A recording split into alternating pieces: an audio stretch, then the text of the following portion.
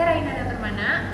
Kita dari kelas 12 7 MIPA akan menceritakan tentang kisah Habibie dan Ainun Dan menyebutkan unsur intrinsik dan ekstrinsik dari film Habibie dan Ainun. Bye-bye. Oke, sekarang saya akan menceritakan tentang kisah Habibie dan Ainun. Pada awalnya, Habibie dan Ainun ini bertemu di sekolah. Lalu mereka berdua dijodohkan oleh gurunya karena sama-sama memiliki otak yang cemerlang. Tetapi, Habibie sama sekali tidak memiliki ketertarikan terhadap Ainun. Bahkan, Habibie memiliki julukan untuk Ainun yaitu Gula Jawa. Setelah lulus sekolah, Habibie melanjutkan studi di Institut Teknologi Bandung. Tak lama kemudian, Habibie pindah ke Jerman untuk melanjuti studinya. Baru 8 tahun setelahnya, Habibie bertemu dengan Ainun di rumah Ainun. Pada awalnya, memang Habibie tidak memiliki perasaan sama sekali terhadap Ainun. Namun, sang ibulah yang menginginkan keduanya untuk menikah. Setelah Habibie bertemu dengan Ainun, Habibie merasa bahwa Ainun adalah kawan bicara yang cocok untuk mendampinginya.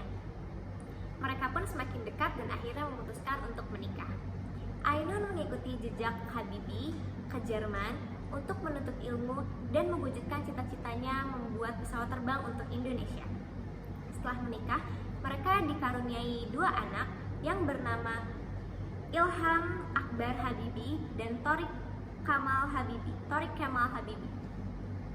Pada akhirnya, cita-cita untuk membuat dan menerbangkan pesawat terbang tercapai. Pesawat terbang itu diterbangkan pertama kali di Bandara Hussein Sastranegara Bandung pada tanggal 10 Agustus 1995 dan dihadiri oleh Presiden Soeharto. Lalu, beberapa tahun kemudian, Habibie mengetahui bahwa istrinya Ainun mengalami sakit keras yaitu kanker ovarium stadium 3. Habibie berusaha untuk menyembuhkan dan melakukan segala cara untuk Ainun. Habibie langsung menelpon duta besar Jerman di Jakarta. Ia meminta agar dibuatkan visa untuk pergi ke Jerman. Namun, setelah menjalani operasi 9 kali, Ainun wafat pada tanggal 24 Maret 2010. Ainun wafat di Jerman. Selama Ainun sakit, tak sekalipun Habibie meninggalkan Ainun. Begitu pula saat Ainun meninggal. Jasad Ainun dibawa ke Indonesia, lalu dimakamkan di Makam Pahlawan Nasional Utama Kalibata, Jakarta Selatan. Sekian yang dapat saya sampaikan. Selanjutnya akan ada penjelasan tentang unsur intrinsik dan unsur ekstrinsik oleh teman saya yang bernama Rai. Selanjutnya saya akan menyebutkan unsur intrinsik dan ekstrinsik dari film Habibie dan Ainun. Yang pertama ada unsur intrinsik. Ada tema dari film ini yaitu kehidupan antara Habibie dan Ainun. Film ini juga menceritakan kehidupan Habibie dimulai dari masa muda hingga pertemuannya dengan Ainun hingga akhirnya mereka berdua menikah. Film ini juga menceritakan kesetiaan Ainun yang selalu mendukung dan mendampingi Habibie untuk meraih cita-citanya. Begitu pula Habibie yang selalu menjaga dan setia terhadap Ainun. Lalu selanjutnya ada watak atau penokohan. Tokoh utama dalam film Habibie dan Ainun ini yaitu Habibie dan Ainun itu sendiri. Habibie mempunyai watak yang baik, pandai, jenius, pekerja keras, pemimpin yang bijaksana, setia, serta tekun. Ainun sendiri mempunyai watak yang pandai, baik, mandiri, istri yang berbakti terhadap suaminya, serta setia. Lalu ada kedua anak dari Habibie dan Ainun. Yang pertama bernama Ilham Akbar Habibie dan Thorik Kemal Habibie. Mereka berdua dua orang anak yang berbakti terhadap kedua orang tuanya. Lalu ada kedua orang tua Habibie yang selalu mendukung cita-citanya Habibie dan kedua orang tua yang sangat bijaksana terhadap anaknya. Lalu ada kedua orang tua Ainun yang baik dan ramah terhadap orang lain, apalagi Habibie itu sendiri. Lalu ada Hanum, seseorang yang licik, jahat, dan pemaksa. Lalu di akhir film ada dokter yang merawat Ainun itu sendiri. Selanjutnya ada latar.